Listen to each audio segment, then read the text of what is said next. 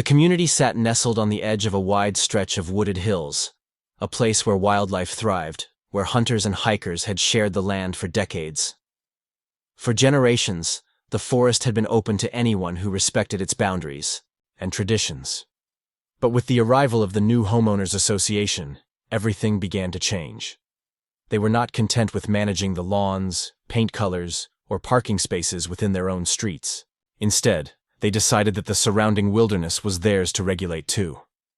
For Thomas, a man who had hunted responsibly on that land since childhood, the forest was not just a pastime, it was part of his heritage. His grandfather had taught him how to track deer in the early mornings, how to move silently through the brush, how to respect the balance of the land. To him, hunting was not only lawful, but deeply personal. Yet one autumn morning, when he returned home after a successful day in the woods, he found a bright envelope pinned to his front door. The HOA had issued him a fine. Their reasoning was that hunting within community bounds was disruptive and unsafe. The letter claimed that the noise of rifles frightened homeowners, that the sight of harvested game created distress, and that his activities violated community standards. It did not matter to them that the land he hunted on was not HOA property. It did not matter that the law of the state fully protected his right to hunt there. The HOA had declared itself the authority, and they believed that was enough. At first, Thomas laughed at the absurdity, but soon the fines escalated. The HOA began stacking penalty upon penalty, sending threatening letters, warning of liens and legal action. They even circulated notices among neighbors, painting him as a reckless danger to the community. It was clear they wanted to push him into compliance by intimidation. Yet Thomas was not the kind of man to back down. Each fine only hardened his resolve. He had lived long enough to know that people like this thrived on control, that they preyed on those too weary or too polite to resist. He decided that if the HOA wanted a fight, they had chosen the wrong man. But the next move would not be a heated argument or a petty complaint filed in return. Thomas knew something the HOA had overlooked, something so obvious they had never considered it could be used against them.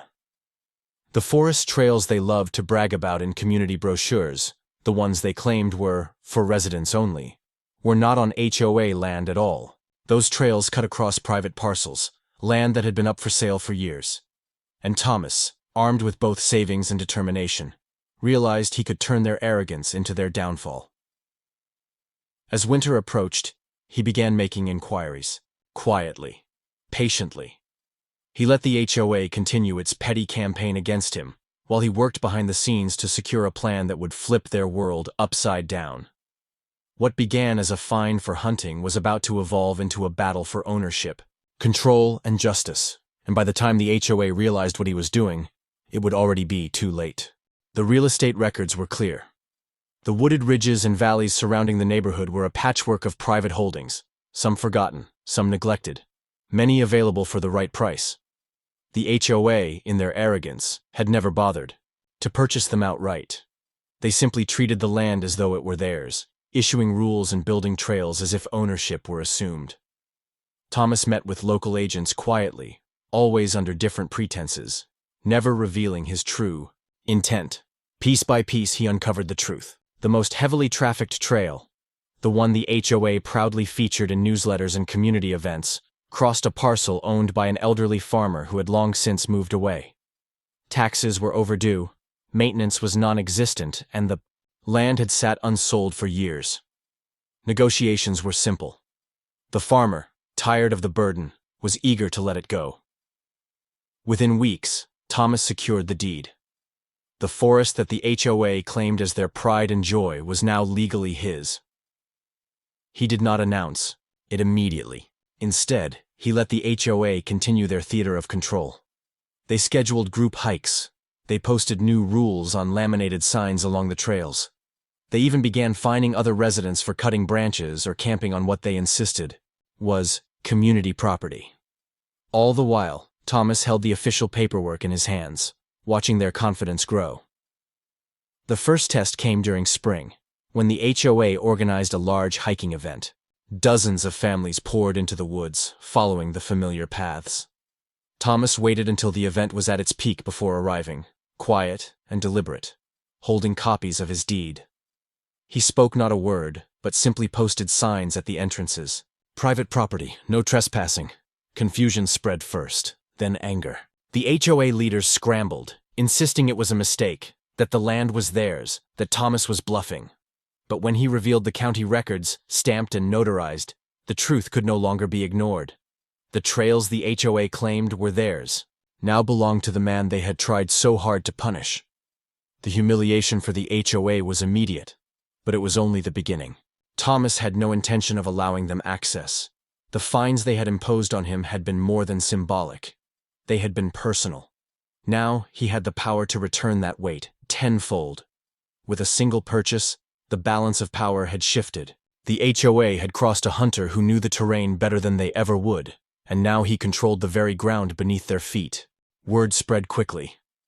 Residents who had long enjoyed the trails were stunned to learn the HOA had never owned them. Many were angry at the deception, demanding explanations from their so-called leaders. But the HOA, rather than admitting fault, doubled down. They accused Thomas of sabotage, of deliberately trying to hurt the community. Thomas, however, made his intentions crystal clear. He installed locked gates at every trail entrance. Heavy chains stretched across once open paths. Bright warning signs dotted the trees, leaving no doubt that access was prohibited. For the first time in decades, the forest trails fell silent. Families who once walked those paths on weekends were forced to turn back. Joggers, birdwatchers, and dog-walkers alike stood at the gates, stunned and frustrated. Anger rose not at Thomas, but at the HOA, who had misrepresented their authority for years. Some residents began to question what else the HOA had lied about. The HOA scrambled to fight back. They tried to pressure Thomas legally, sending threatening letters and demanding he restore access. They attempted to rally the community, portraying him as selfish. But each effort collapsed when the truth emerged. The HOA had no claim, no rights, no authority. The land was his. Behind closed doors, HOA meetings grew heated. Internal divisions widened. Some board members urged reconciliation, while others wanted to wage war. But every attempt to intimidate Thomas failed. He was unshakable, steady, prepared. The trails remained closed, and with each passing day, resentment toward the HOA deepened. Their arrogance had not only backfired but had also exposed the fragility of their power. The HOA was desperate. Losing the trails had shattered their image of authority, and now they faced growing backlash from residents who felt deceived. In their panic, the board escalated. They filed lawsuits, claiming Thomas had acted in bad faith. They tried to lobby local officials, hoping to pressure him into opening the land. They even attempted to smear his reputation further, spreading rumors of recklessness and hostility. But every move only made them weaker. The courts dismissed their claims swiftly. Ownership records were undeniable. Local officials sided with Thomas, pointing out that his actions were within his full rights as a landowner. And the smear campaigns? They collapsed under the weight of community mistrust. Meanwhile, Thomas doubled down on his stance. He reinforced the gates, hired surveyors to mark every boundary, and ensured no loophole could be exploited. The message was clear. The land was his, and it was closed, permanently. Residents began openly challenging the HOA. Meetings once filled with confidence now dissolved into shouting matches. Some demanded resignations, others proposed dissolving the HOA altogether. The board, once untouchable, was crumbling under the weight of its own arrogance. And Thomas, watching from the sidelines, knew the war was already won.